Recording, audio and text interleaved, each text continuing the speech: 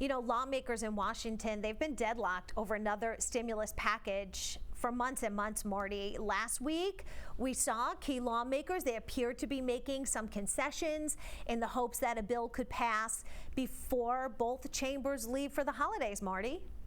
Well, it's more than just leaving for the holidays. I mean, they're going to leave most Americans who are unemployed hanging without any benefits shortly after Christmas. I think the 26th is when when it expires, and that's the travesty of it all. The fact is that there's a lot of different factions in the House now pulling apart. There's a progressive caucus. There's now this center aisle caucus that Swazi co-chairs. The Speaker Pelosi is going to have a real problem reining in her folks.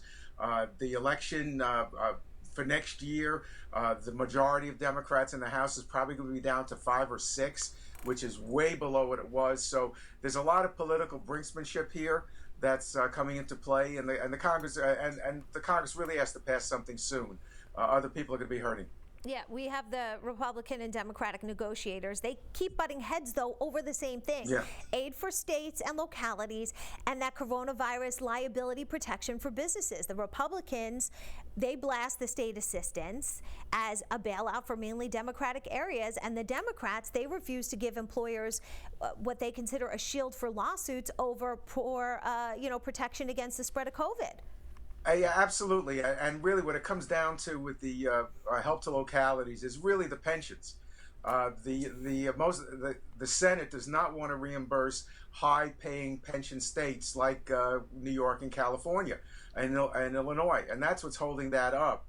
The liability, yeah. I mean, I don't see anything wrong with liability protection, because this COVID is really, nobody really understood what COVID was about until June. And not to give employers some shelter is really foolish on the part of Democrats. That seems to be something that could be bargained away.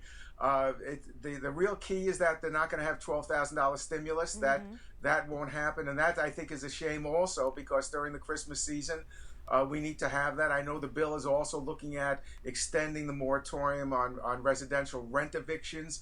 But what that also does is it really puts in jeopardy the commercial property owners who aren't getting paid for rent, so they can't pay their property taxes or their electric bills and so forth.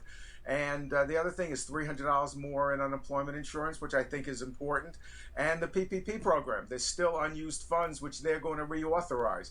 I think that's important to keep people working and to keep businesses afloat, because if this thing continues, the COVID continues until January, February, as they're predicting, I think you're going to see a bit more businesses fold and employees let go. So that PPP program is important.